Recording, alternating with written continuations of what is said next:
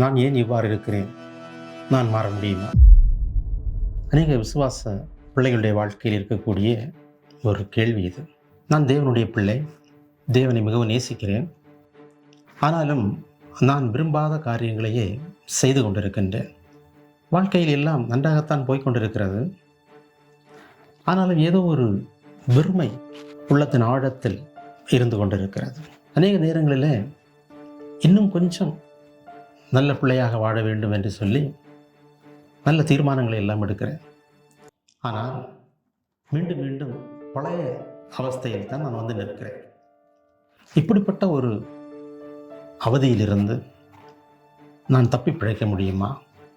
அன்பானவர்களே, நாம் பிரசங்கங்கள் தாராளமாய் கேட்கின்ற ஒரு காலகட்டத்திலே வாழ்ந்து கொண்டிருக்கிறோம்.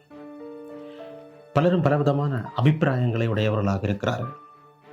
பலரும் பல்வேறு தீர்வுகளையும் சொல்லுகிறார்கள். ஆனாலும் நமக்கு இந்த காரியத்தில் குழப்பங்கள் தீர்ந்த பாடில்லை. மனதில் ஏகப்பட்ட குழப்படிகள், எக்கச்சக்கமான குற்ற உணர்ச்சிகள், அனுதினமும் அந்தரங்க போராட்டங்கள். பெரும்பாலும் எல்லாரும் இப்படித்தான் நாம் தெரிந்து கொண்டிருக்கின்றோம். சிலர் இவற்றையெல்லாம் மறைத்து நல்வேஷமாக நடக்க விரும்புகிறார்கள். வேறு சிலர் இவற்றையெல்லாம் மறந்துவிட்டு தங்கள் போக்கிலேயே வாழ்ந்து விடலாம் என்று தீர்மானிக்கிறார்கள். ஆனால் நம்மை போல் சிலரால் அவ்வாறு வாழ முடியவில்லை. பிரச்சனைகளை மூடி மறைப்பதோ எதிர்கொள்ள மறுப்பதோ சரியான தீர்வாக அமையாது. மனசாட்சி நம்மை சும்மா இருக்க விடாது. ஆவியானவரும் சும்மா உட்கார்ந்து கொண்டிருக்க மாட்டார். நியாய தீர்ப்பின் நாள் ஒன்று நிச்சயமாய் வருதல்லவா? எனவே நமக்குள் இருக்கின்ற இந்த பிரச்சனைக்கு முன்பாக நாம் ஓடி ஒழியாம அதனை நேரடியாக எதிர்கொள்கிறதற்கு நாம் தயாராக வேண்டியது ரொம்ப ரொம்ப அவசியமான காரியமாக இருக்கிறது. தீர்வுக்காக நாம் எங்கேயும் அலைந்து தெரிய வேண்டிய அவசியமில்லை. நீண்ட நாட்களுக்கு முன்பாகவே அது நமக்கு எழுதி தரப்பட்டு இருக்கிறது.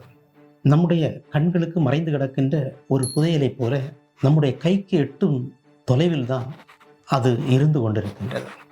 அவை வெறும் ஒரு சமாளிப்புக்கான ஆறுதலின் செய்திகள் அல்ல. அவை நம்மை உணர்த்துகின்றன, மாற்றுகின்றன, மறுரூபப்படுத்துகின்றன. அந்த செய்தியை நோக்கித்தான் நாம் ஒரு பயணத்தை இங்கே தொடங்கப் போகிறோம். பரிசுத்த பவுல் வழியாக தேவன் நமக்கு எழுதி கொடுத்த ரோமருக்கு எழுதின பரிசுத்த கடிதமே அந்த செய்தி. அங்கே நம்முடைய மிக கடினமான கேள்விகளுக்கு ரொம்ப ரொம்ப லேசாக நல்ல பதிலை நாம் பெற்றுக்கொள்ள முடிகின்றது. நாம அதற்குள்ளே இறங்கி ரொம்ப ஆழமான ஆராய்ச்சிகள் ஒன்றும் செய்ய போகிறதில்லை. ரொம்ப லேசாக அதன் ஊடாக சற்றாக நடந்து வரப்போகிறோம். குழப்பமான மனநிலையிலிருந்து நல்ல தெளிவான பதிலை பெற்றுக்கொள்ளப் போகிறோம். தோல்வியின் அனுபவங்களிலிருந்து வெற்றியின் அறுவடைகளை குவிக்கப் போகிறோம். இது சாத்தியமா என்கிற கேள்விக்கு இடமே இல்லை. நிச்சயமாக எனக்கும் உங்களுக்கும் சாத்தியப்படும் என்பதை நாம் உறுதிப்படுத்த போகிறோம்.